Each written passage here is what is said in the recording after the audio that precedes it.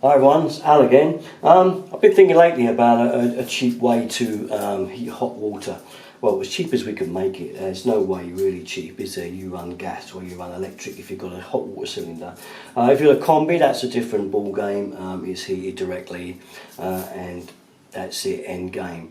Trying to think of different ways around it now. I did do a video a couple of years ago now, it's still on YouTube, on connecting a towel rail element into your hot water cylinder and connecting that up and using the solar excess power that you get through the day, because you've got to use half of it if you have got solar, or waste it and give it away. So I put a 200 watt element in my tank, and I use that during the day and use a timer to turn off at night so that I don't use any power during the night, and it does keep the tank well topped up. Now I'll show you mine, and I did show you this on an earlier video.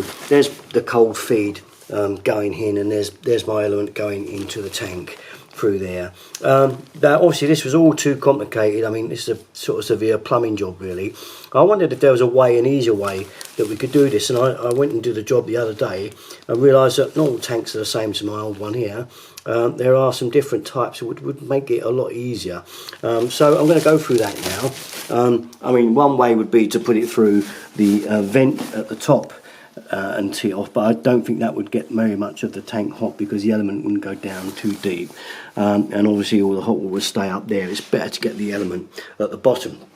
So what I'm explaining about here, what we're talking around here, is there's our hot water cylinder. What about, and I've seen this on a lot of tanks I've been around, the drain valve was there at the bottom of the tank, okay, and it's clear and in front of you, and you've got enough room to screw in the element. If you have, you can still keep your drain valve with this system, and I'll show you what I mean when we go down to the garage. All it's got to happen really for it to fit is to make sure that the return is slightly above it, so you've got clearance when that goes into the tank. There's nothing in the way. You can't push it through if it's going to hit this coil. We call it the inner coil of the cylinder. It's got to be clear.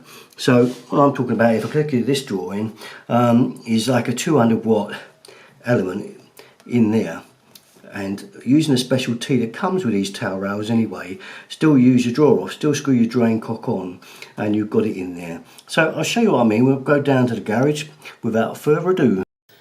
So okay, what am I on about here? Well, this is the T you get when you usually buy one of these elements, and it just looks fairly straightforward, and all you've got to do, okay, is take your drain valve out. Make sure you drain the cylinder off first of water, okay, take it out your cylinder, everything's drained off and shut down first, okay, make sure it's emptied with a hose pipe completely. Okay, take your drain valve out the side of the cylinder.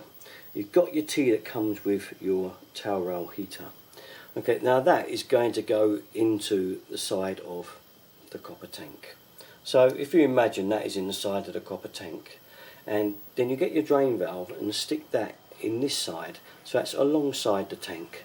So if you can imagine now, there's your cylinder going around here, and this is now inside the cylinder. The drain valve has been replaced, so you still have your drain valve back, and then this isn't obviously an element, but it's similar. It's just a bit of pipe I'm going to use as a kind of similar thing. But say this is your towel rail element. What you're going to do here, I'll step back a bit, is now that that's in the tank, your drain valve is back, is to stick your element through and then screw it into this end, because it will have a thread on this end, and you can screw it up into that end, and the wire will be coming out ready to put into a fuse spur and connect up. And that's it. It's fairly easy, you know, it's there, and it can act as a backup. Some people say the 200 watt element is a bit low, but it just ticks over, and it doesn't take a lot of energy. Now if you've probably got solar, you may even be able to get a 400 watt in there, because the element get longer and longer as you go up in voltage. I just know that my tank's just a small 15-inch wide tank, and I could just about get a 200 watt element in there. But that's an easy way to get that in there. Now I've left the element on 24 hours instead of using a timer. I know at night it means I'm paying for it, but actually the tank is well hot then, and I've found that I've got enough water there for washing up, shower, whatever in the morning and the evening if you leave it on 24/7, but obviously it's equivalent, not a lot really if you think about it. It's only equivalent to, you know, 460 watt light bulb, you know.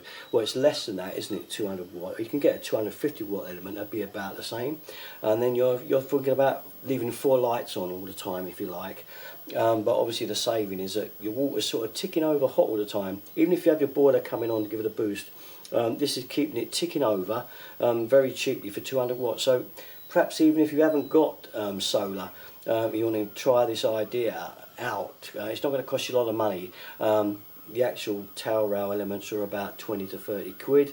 It comes with the T, as I say, and you use the same drain off cock anyway. Take that out, and if you can get to it easy, if there's things in the way, there's something in the way you can't do it, don't worry about it. And obviously, like I say, if that drain valve is in line with the return pipe coming in like so, you won't be able to do it either, because it'll hit the return coil as it goes up. It's got to be a little bit lower, and generally they are. Generally return it's there, and the drain valves as low as they can get in the tank normally.